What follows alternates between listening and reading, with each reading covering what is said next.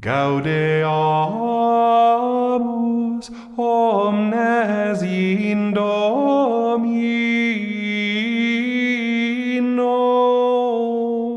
diem festum celebrantes, sub honore sanctorum omnium. Welcome to The Way of the Fathers. I'm Jim Papandrea. This podcast is a production of Catholic Culture. Sign up for our newsletter at catholicculture.org/newsletter. Today we begin what will be a kind of mini-series of The Way of the Fathers. We're going to look at a few more of the forgotten fathers, lesser known, but still important, or at least interesting, church fathers. And I will do my best to tell you why they remain important, or at least interesting. Today we're going to meet a little-known church father, the Bishop Papias of Hierapolis. Have you ever heard someone say that maybe the book of Revelation was not written by the apostle John, the beloved disciple? Or that maybe there was another church leader named John at the time, that there were two Johns, and maybe that John wrote the book of Revelation? And possibly also the letters of John, especially 2nd and 3rd John? Well, we're going to find out that all of this confusion over how many Johns there were and who wrote what, it all goes back to the Bishop Papias, and it's all a big misunderstanding. Now, I should be upfront about something we don't often talk about, and that is the pronunciation of names from the early church. I say that this church father's name is Papias, but others might call him Papias, or some might even go for the good old American short A and call him Papias. Which one's right? Well, you have to remember that many of these names are Latinized versions of whatever they might have actually called themselves. Not to mention that in Roman culture, people have at least 3 names, not unlike our first, middle, and last names, but sometimes we refer to them by what would be their family name or surname, almost as if that's their first name. And other times we don't use their surname, partly because if we did, a lot of people would have the same name. And as if that's not confusing enough, the pronunciation changes over time. A man named Cicero is later called Cicero, and now we call him Cicero. So we're never quite sure how a name, especially an Eastern name, would have been pronounced, though we do know it would not have sounded like modern Greek. And yes, maybe those colleagues of mine who work in Greek full-time could tell you how they would pronounce an ancient Greek name, and they may be right, or they may not. And for me, I work more often in Latin, and with a Latinized Greek name, well, with that, all bets are off. So at the end of the day, what really happens, even with scholars, is that we generally pronounce these names the way we first heard them. That is, we pronounce them the way our professors pronounced them. So I call him Papias, but who knows what his friends called him. The same goes for the name of the city. Is it Hierapolis or Hierapolis? Is it Irenaeus or Irenaeus? Augustine or Augustine? Papandrea or Papandrea? If you had a time machine and you could go back to the early church, all of these would be wrong. My advice is, find the pronunciation that you can say like you know it well, and then commit to that. Okay, now that that's out of the way, let's get back to Papias of Hierapolis. First of all, where is Hierapolis? Apparently, there was more than one Hierapolis in the Roman Empire. The name simply means temple city, and this one was in the Roman province of Asia Minor. That's in what is now southwestern Turkey.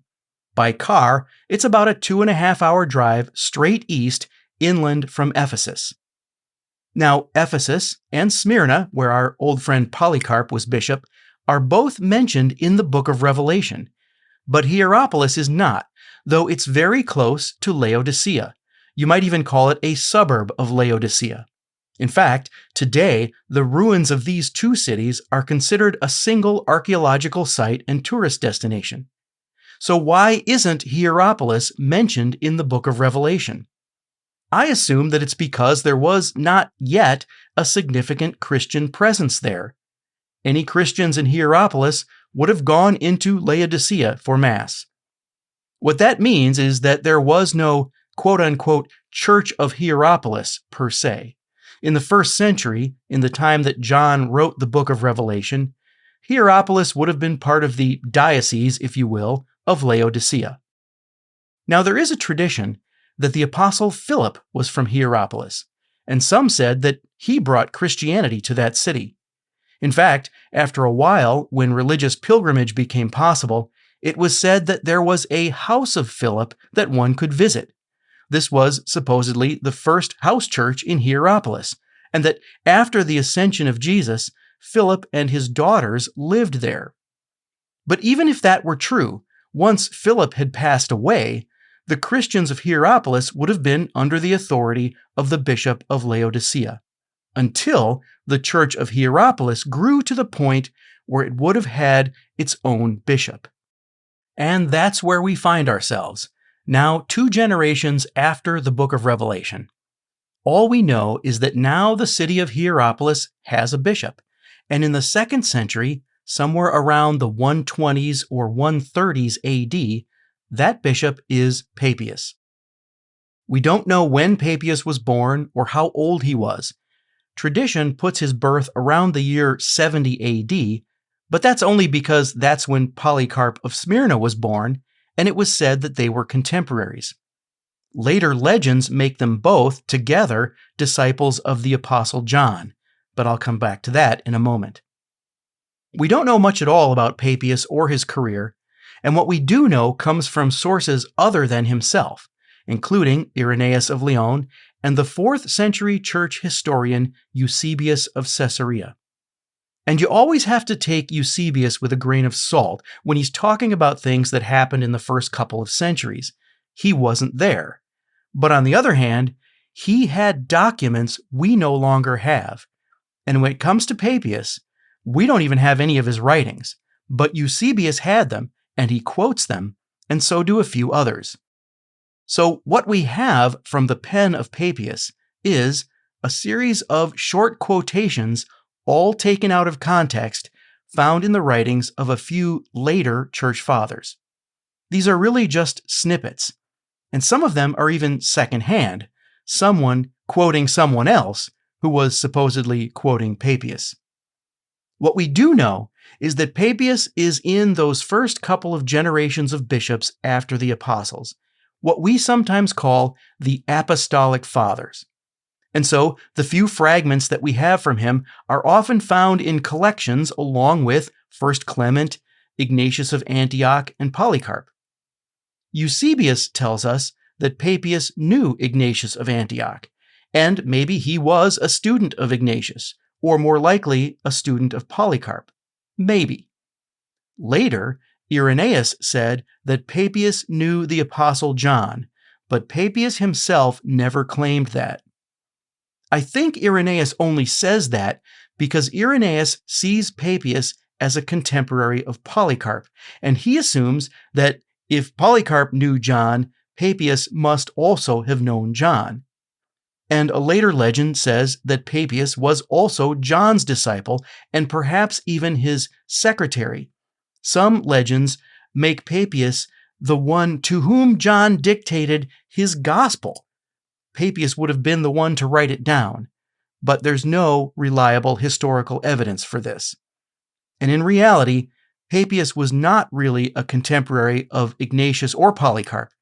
At best, he might have been their student, directly or indirectly, but he's really most likely from the generation after them, making him the 3rd generation of church leadership after the apostles. And in fact, Papias admitted that he did not ever personally meet any of the apostles, because he says that he made it his mission to interview anyone he met who had ever met an apostle. He says he learned the Christian faith not from any of the apostles, and not even primarily from books, but from people who learned directly from the apostles.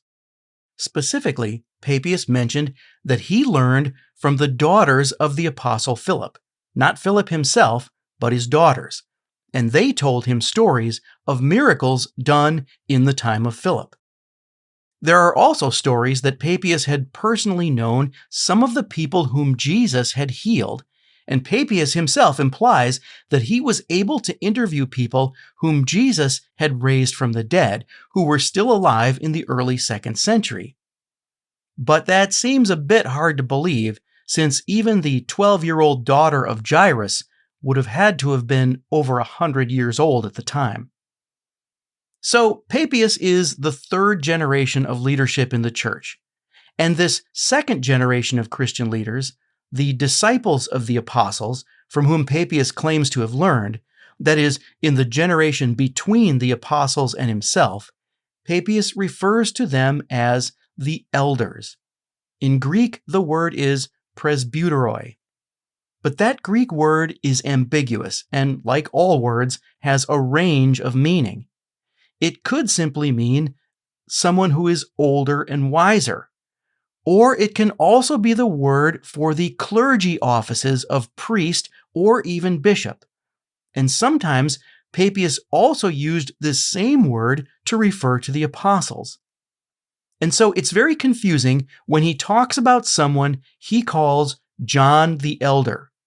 In one of these fragments that come from him, quoted by Eusebius, he refers to the apostles, listing a bunch of them, including the apostle John, and then in a separate phrase, he refers to John the Elder, whom he calls a disciple of the Lord.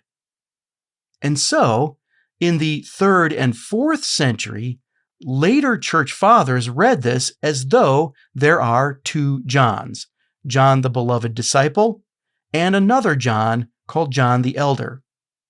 And many just assumed that this 2nd John, this other John, must be a disciple of the Apostle John.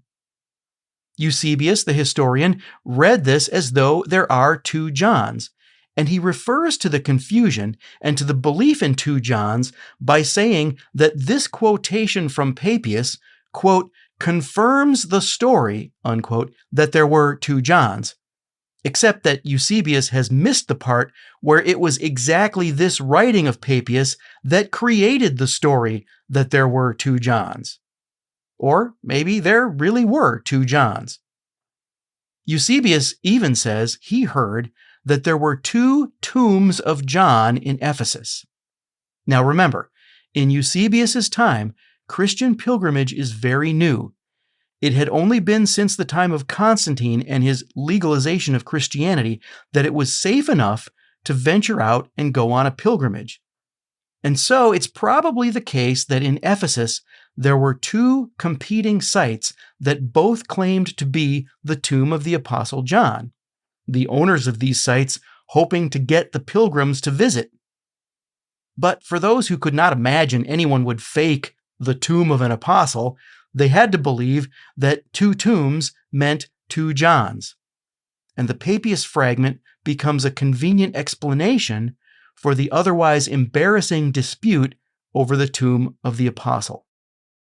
Now, full disclosure, some scholars today do believe that there were 2 Johns. Personally, I'm not so sure. I think the whole thing about another John is the result of this confusion started by Papias's ambiguous use of the word elder. And as we'll see, this has implications for the authorship of the book of Revelation. Now, the only writing of Papias that we even know about was something called Expositions of the Sayings of the Lord in 5 books. It seems to be a commentary on the Gospels, maybe also including a commentary on the book of Revelation. Perhaps that was the 5th book. And like many of these lesser-known church fathers, well, we don't actually have the whole document, not even close. All we have from it is fragments, that is, short quotations in other people's writings. And I guess it's a kind of vicious cycle. The church fathers who were less popular back in the day, well, their documents had less of a chance of surviving because they were not copied as many times. There were fewer copies in existence, so less of a chance that the document survives the passage of time. And so now, the writings of lesser-known fathers only survive in fragments, and so they are lesser known and therefore less popular. But before you think that's a tragedy, I want to suggest that this is providential. It's a good thing because, far from being the random chance of survival, it's a kind of survival of the fittest of ancient documents. And so, it's sort of a built-in filter for us. Those documents that were more universally considered to articulate the consensus of the church fathers and therefore the tradition of the church, well, they got copied more, and now they survive complete for us to read. Those documents that were just okay but no big deal, they didn't get copied as much, and so many of them didn't survive. And so, in spite of the fact that many people would look at things like the loss of fringy, heterodox, or even heretical writings and say, look how the winners get to tell the story, I would say, well, maybe that's a good thing. Not that I'm in favor of the destruction of books in most cases. I do wish we had more of the writings of the heretics so that we could study them. But it is a kind of a gift to us that there is a built-in selection process in history that ensures that the most orthodox documents got preserved. Now, in the present case, I'm not saying that Papias was a heretic. He wasn't. But he wasn't right about everything either. And to be blunt, if more of his writings had survived, it might have confused the faithful. For example, in the fragments where he comments on the book of Revelation, he goes off in a direction that we might call very dispensationalist, or we could say he seems to have invented a form of millenarianism. He interprets the so-called millennium in the book of Revelation as a literal 1,000-year reign of Christ on the earth after the general resurrection. Now, Eusebius says this interpretation is a misunderstanding of Revelation, the problem being that Papias was reading Revelation too literally, and I agree with that. But I don't have to tell you how the book of Revelation continues to be misread today, especially around the concept of the millennium. And Papias' interpretation actually influenced the likes of Justin Martyr, Irenaeus, and Tertullian, or at least they all seem to present a version of it. In fact, they applied it to Genesis and wrote that the 6 days of creation represent 6,000 years of human history. After all, 1,000 years are like a day to God, so says the Apostle Peter. That's 2 Peter 3:8, quoting Psalm 90. And so that would be 4,000 years from Adam to Jesus, and another 2,000 years until Jesus' return. And then the 7th day of rest in Genesis becomes a prophecy of a literal 1,000-year reign of Christ as King of the earth. Of course, if they had been right, Jesus' return would have happened already. Now, to be fair, Justin Martyr, Irenaeus, and Tertullian do not interpret Revelation quite as literally as Papias did, or at least we don't think so, not having Papias' whole commentary.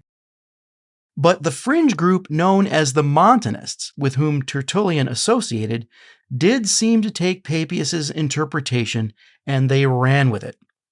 And then later, the heretic Apollinarius followed Papias even more closely. In his interpretation, he is said to have written that the millennium would be a literal reign of Christ in Jerusalem, complete with a restoration of temple sacrifices and literal banquets. But of course, the majority of the church fathers rejected all of this, some of them even saying that is how the Pharisees would have interpreted it, that is, too literally. And so, thankfully, the teaching of the Catholic Church does not ask us to read the book of Revelation in this literalist way. And so, Papias, in his interpretation of the book of Revelation, does not represent how the mainstream of the church would have read it, and does not give us anything like a consensus on the interpretation of the book of Revelation. In fact, when I wrote my book on the book of Revelation, I found myself having to set Papias aside as an outlier in order to get to the consensus of the early church. And this brings us back to the question of the authorship of the book of Revelation. Now, Papias himself never actually says that the Apostle John didn't write it. In fact, he implies that the book of Revelation is apostolic and inspired. But later writers read Papias as proof that there were two Johns, the beloved disciple, the Apostle John, and someone called John the Elder. And since the New Testament epistles of 2nd and 3rd John were written by someone who called himself John the Elder, you can see where this is going. Some, starting with St. Jerome, concluded from this that this other John also wrote those two letters, that 2nd and 3rd John were not by the Apostle John. And then Eusebius said that the Apostle John probably also didn't write the book of Revelation. But the problem with all of this is that it's based on a misunderstanding, given what we know about the hierarchy in the 1st century. The Greek word presbyter, presbyteros, which is translated elder in some places, could also be translated in the sense of pastor and could refer to a priest or a bishop, because the Greek word episkopos, which is often translated bishop, was still in a transition as to its meaning in the 1st century. In fact, not only in the New Testament, but also in 1 Clement and in the Didache, the words presbyteros and episkopos are virtually interchangeable, and both can mean simply pastor, implying a priest or a bishop. So, Papias is reading 1st century documents, like 2nd and 3rd John, but he's reading them in the 2nd century, after the terms have become more solidified in their meaning. After the death of John the Apostle, the last of the apostles, those terms are no longer interchangeable, and episkopos comes to mean what we think of as bishop, in the sense of the successor to the apostles, and presbyteros means a priest. So, Papias writes about John the Elder, and either he actually thinks this is a different John, or later writers reading him think he's talking about a different John, even though Papias himself still uses the word elder to refer to the apostles. And so I think this confusion created the story that there were two Johns, but I don't think there were. In part because if there were another John of the next generation after the apostle, especially if he were a disciple of John the Apostle, and his name was also John, it's more likely that he would have been called John the Younger to distinguish him from John the Apostle. He wouldn't be called John the Elder. And so apparently this confusion over a possible different John, and the later legend that Papias knew the Apostle John personally, combined to cast a cloud of uncertainty over the apostolic authorship of the book of Revelation. So Papias's document, for the most part, it didn't stand the test of time. Partly because the mainstream church did not accept Papias's more literal interpretation of the book of Revelation. And then the fact that the Montanists and then Apollinarius sounded like Papias may be another reason that his writings did not stand the test of time in the mainstream church. So then, why is he even considered a church father? Well, I suppose it's because we know about him as a bishop in the early church, and he wasn't technically a heretic, and we do have some fragments of his writings available to us. But not every church father is right about everything, and Papias is a good example of this. He was wrong about how to interpret the book of Revelation. And if he believed that there were two Johns, well, I think he was wrong about that too. On the other hand, Papias is the earliest church father to refer to the Gospels in a way that talks about their authorship. Here's what he says about the Gospel of Mark. He says this, quote, "Mark, having become the interpreter of Peter, wrote down accurately whatever he remembered. However, he did not relate the sayings or deeds of Christ in exact order, for he had not heard the Lord or accompanied him. But afterwards, as I said, he accompanied Peter, who related Jesus' teachings according to the needs of his followers, but did not intend to give a chronological narrative of the Lord's sayings. This is why Mark did not do anything wrong in writing things as he remembered them. For one thing, he took special care not to omit anything he had heard, and not to add anything fictional into the accounts. Okay, that's Papias on the authorship of the Gospel of Mark. And so he's saying that Mark was the first written gospel, and that it was written by Mark, who was a disciple of Peter, and who had interviewed Peter about the life of Jesus. And since Peter had no intention of writing a gospel of his own, Mark wrote one. But notice that he makes it very clear the events are not meant to be taken as though they are in chronological order, and that's okay. When it comes to the Gospel of Matthew, Papias says, quote, Matthew put together the sayings of the Lord in the Hebrew language. So he believed that the Gospel of Matthew, it was written by Matthew Levi, the disciple, but it was first written in Hebrew, or he could mean Aramaic. Now, we're not sure if that's true, but other church fathers repeat that story. However, my colleagues who do manuscript studies full-time do not seem to think that the Greek of Matthew's text looks like it was translated from a Semitic language. But the implication here is that Matthew was writing after Mark, writing a somewhat more nuanced version, because after all, Matthew was there. He was an eyewitness. And based on my own study of the Gospels, I think that's true. In any case, the fragments that we have from Papias don't include the story of how Luke and John were written, though he clearly knew of them, and he did believe that the Gospel of John was written by the beloved disciple. All this is to say that those who say they know of another John called the Elder, who wrote 2nd John and 3rd John, and maybe the book of Revelation, and maybe more, well, I think they claim to know too much, and it becomes a matter of speculation.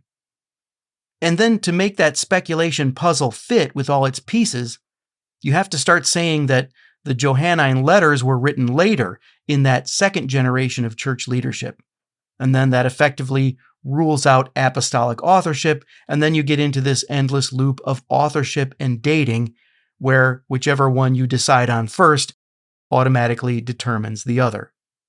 For what it's worth, based on my own research, Papias' interpretation of the book of Revelation put him at odds with the way most of the church fathers interpreted it, and most of those others would have assumed that John the Apostle wrote it. About the only other church father who argued strongly against John's authorship was the bishop Dionysius of Alexandria, and he had an agenda. His solution to the problem of people interpreting it too literally was to deny apostolic authorship and try to get it excluded from the canon of the New Testament. And this started a controversy in the eastern part of the church to the point where Eastern Christians almost didn't have the book of Revelation in their Bibles. That's right, we almost had a situation where there were going to be two different versions of the New Testament, a Western one with the book of Revelation and an Eastern one without it. Now, thankfully, there were two influential commentaries on Revelation written in the 6th and 7th centuries that interpreted Revelation more in line with the consensus of the Fathers and that gave the Eastern Church enough of a level of comfort to include it. But notice, as late as the 7th century, it was not at all certain that all Christians would have the same New Testament. Thankfully, now we all do, even though our Old Testaments are not all the same. As you probably know, Protestants have fewer books in the Old Testament than we Catholics do, and the Ethiopians have more books than we do in the Old Testament. But all Christians have the same New Testament, thank God. The point is that it seems that those few church fathers who say John the Apostle did not write the book of Revelation are either saying that from a misunderstanding started by Papias and propagated by those who quote him, or they are saying it from a certain bias, which was based on a fear of the misinterpretation of Revelation. And let's face it, that fear is justified. But in a few extreme cases, like Dionysius of Alexandria, they actually tried to get it left out of the New Testament. Well, the point is that Papias is an interesting character for having inadvertently started this controversy on the authorship of some of the Johannine writings, and especially the book of Revelation. Now, tradition tells us that Papias died in the year 155, but some put his death earlier in 130 or some as late as 163. So we really don't know. He is considered a saint based on the assumption that he must have been martyred, but I don't know of any stories of his martyrdom. Nevertheless, he is given a feast day, which is February 22nd. So what's the takeaway from our introduction to Papias of Hierapolis? First, that church fathers can be wrong about things without necessarily being heretics. We don't ascribe to the church fathers the kind of inspiration as we do with the writings of the New Testament. Even Irenaeus of Lyon got his dates mixed up when it came to the Roman emperors. Papias was wrong about the interpretation of the book of Revelation and the concept of the millennium. He was, I believe, also wrong about there being a second John, if indeed he thought there was another John. And this is why he's a lesser-known church father. Having said that, he does give us an insight into the authorship of the Gospels, and specifically that the Gospel of Mark was the first one written, and that the information in Mark actually comes from St. Peter. For that matter, he confirms that the Gospels were written by the traditional authors of Matthew, Mark, Luke, and John. And that's no small affirmation, because it used to be fashionable to say that the Gospels were not written by the traditional authors. Even when I went to seminary, I was told the myth of the anonymous Gospels, as if we don't really know who wrote them. And I won't take time to get into that, but suffice it to say that this myth has been thoroughly debunked by Brant Petrie and others, and if you want more on that, I highly recommend Brant's book, The Case for Jesus. Another thing Papias tells us, which I think is really important, is that when we read the Gospels, we should not assume that the story of Jesus is given to us entirely in chronological order. Sure, the beginning and ending of the story are there at the beginning and the end, but the stuff in between is not necessarily in chronological order. The stories, the events of Jesus' life and ministry, the teachings, parables, are actually arranged thematically, which is good news for us because we don't need to worry about which gospel is right according to a narrative outline. All 4 canonical gospels are true, but each of the 4 authors has a specific audience in mind and or a specific angle on the message. And so they put the whole story together in a way that made theological sense. Now, if you're asking yourself, why should we believe Papias on the authorship of the Gospels, but not on the identity of another John called John the Elder? I would first remind you that Papias himself never actually said, as far as we know, that this John the Elder was a different person from the apostle. It's only implied by his grammar of mentioning the name John twice in the same paragraph. But again, in that same paragraph, he uses the word elder also to describe the apostles, and he calls John the Elder one of the disciples of Jesus. So when it comes to the question of 2 Johns, I think there actually might be 2 levels of misreading here. Papias might be misreading first-century documents, and maybe he does think there are 2 Johns. But regardless of whether Papias thinks there are 2 Johns, later writers misread Papias and assumed that he was saying that there are 2 Johns, and so they believe there were 2 Johns. And then the fact that the author of 2nd and 3rd John calls himself John the Elder, even though that could just mean John the Apostle, well, that becomes too tempting for someone like Jerome to say that obviously this is that other John Papias was talking about. And from there, the controversy over the interpretation of the book of Revelation leads some to try to say that Revelation is not inspired, and therefore must have been written by that other John. When it comes to the question of the authorship of the Gospels, we trust Papias a little bit more because we can see where the trajectory of consensus goes through the later church fathers. Later church fathers see Papias as the earliest witness to the traditional authorship of the Gospels, and they take him seriously. Presumably, they agree with him because they know he was right from other sources that corroborate the tradition. Now, there was some debate among the church fathers as to the order in which the Gospels were written, and over whether Matthew was first written in Hebrew or Aramaic or in Greek. But there was never any debate over the authorship of the Gospels. Later church fathers don't mind coming right out and saying that Papias was wrong in his interpretation of the book of Revelation. And even Justin Martyr admitted that in following Papias, his interpretation was not the interpretation of the majority. And that's true, because most of the church fathers would have interpreted the millennial reign of Christ as the age of the church, when Christ reigns on earth and exercises his influence on the earth through the church. In other words, we're in the millennium now, and so we can see that, at the very least, that idea of it being 1,000 years is not to be taken literally. And that's all I'll say about that for now. Next time, on The Way of the Fathers, we'll get into the apologists. Thanks for listening. De quorum solemnitate gaudent angeli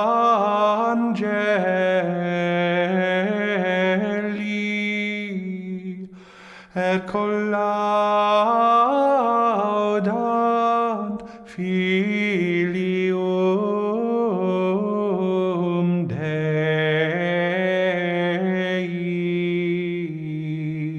Way of the Fathers is a production of CatholicCulture.org. Check out our other podcasts, including Catholic Culture audiobooks, bringing to life classic Catholic writings, Criteria, the Catholic Film Podcast, featuring deep analysis of great films from a Catholic perspective, and the Catholic Culture Podcast, an interview show exploring Catholic arts, culture, and issues. You'll find all of this, as well as Catholic news, commentary, liturgical year resources, and much more at CatholicCulture.org.